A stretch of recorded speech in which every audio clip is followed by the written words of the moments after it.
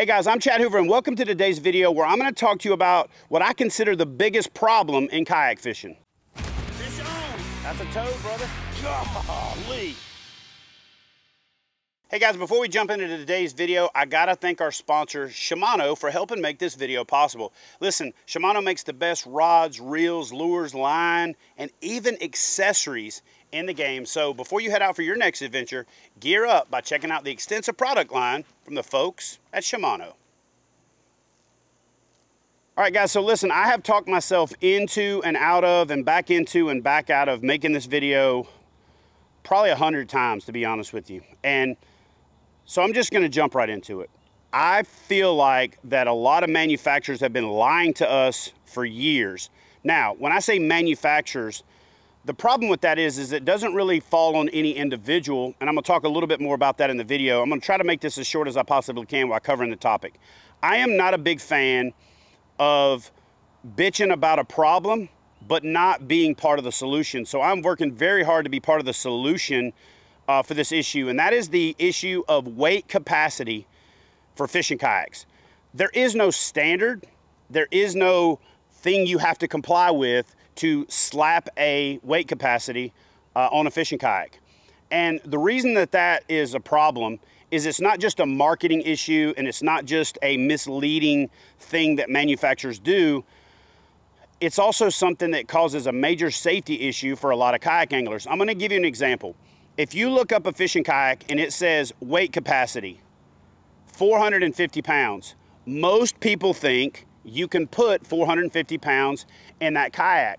The problem is the vast majority of kayak anglers include the weight of the fishing kayak in that calculation. Now here's where the problem gets compounded, because not only are the manufacturers in most cases just guessing on the weight capacity, but they're also in many cases have misleading weights.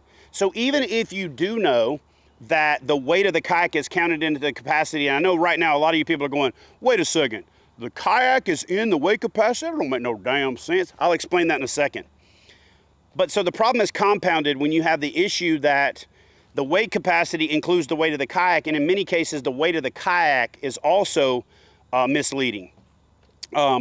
I've talked to every major manufacturer in the industry now, and I've gotten a lot of buy-in to, you know what, Chad, let's fix it. And so companies like Old Town have already made inroads into defining usable capacity. Bonafide has actually put a note on their website. They've also put a note on the Native website that basically says, here's what our weight capacity actually means, okay?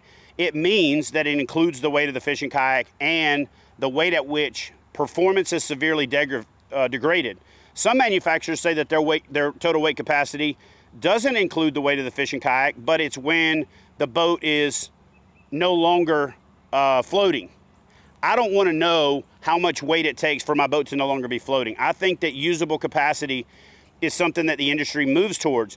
You know, living in an RV full time now, the light bulb went off when I was looking at the placard on the RV. So they have the gross vehicle weight rating, and then they have the amount of payload that you can put on the boat, the max payload.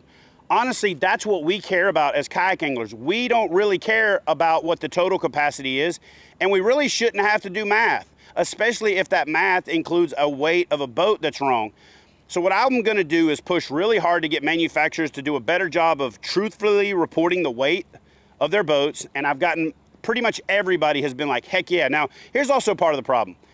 In the world of kayak manufacturing, a lot of people change jobs. And so when I say they're lying to us, I mean somebody did, okay, at some point.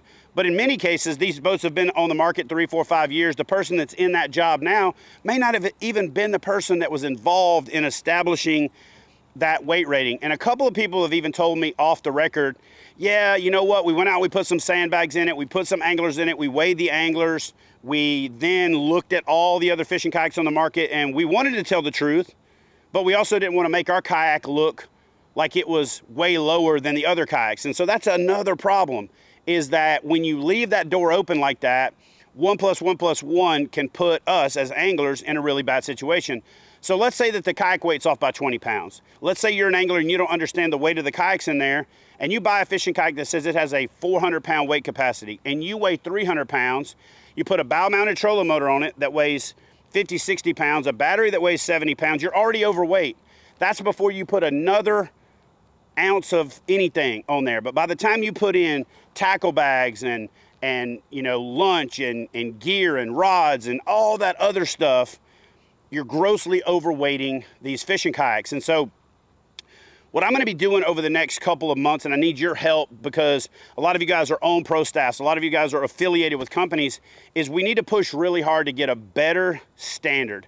And I think that standard should include what the weight capacity is and whether or not it includes the fishing kayak, because like I said, some manufacturers do, some manufacturers don't. And I think that we should have a determination by the manufacturer of what the usable capacity is.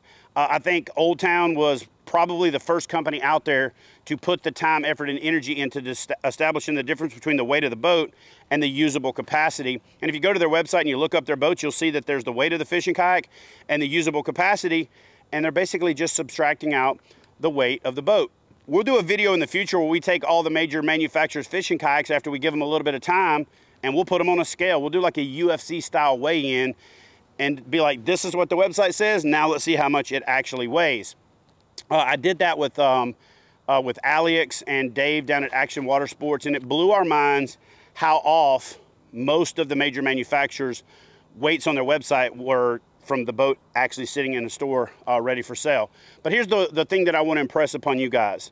Whatever fishing kayak you're using, if it's on the website or if it's not on the website, ask your dealer, contact your manufacturer, know what your true usable capacity is, and try to stay somewhere around 75% of that. So for example, if you have a 400-pound weight capacity and your boat weighs 100 pounds, you've got 300 pounds usable, because the weight capacity of the boat by more manufacturers than not includes the weight of the boat, because that boat has to have the capacity to float itself and this much more weight, right? So know your boat, know your brand, know your manufacturer. I've seen numerous videos where anglers are on a website or on a YouTube video just, you know, complaining about how the boat didn't perform the way that they thought it was. It had a 475-pound weight capacity. I weigh 350. I only had 100 pounds of gear. It should have been fine.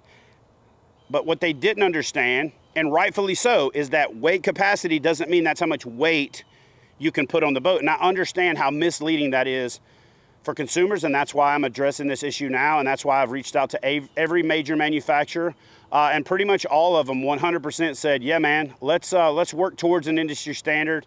Let's work together to get this better, so anglers are not putting themselves in an unsafe situation by assuming weight capacity means that's how much weight you can put in the boat or on the boat.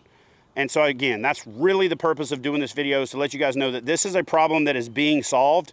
But right now there's lots of websites and pamphlets and misleading information out there if you don't understand how that weight capacity is calculated. So I want you guys to be safe out there on the water. I want you to come home to your family. And the only way that you can do that is to properly prepare for your outings. And the first thing you should do is not exceed the capabilities and the capacity of the craft you're fishing in. All right, guys, hope you enjoyed this video. Leave me a comment in the comment section below and weigh in, a little pun intended, weigh in on this topic. Let me know what you think about weight capacity, how we've been lied to, how it's misleading. We'll revisit this issue at a later date, but I want to say thank you guys all for watching, and I'll see y'all in the next video.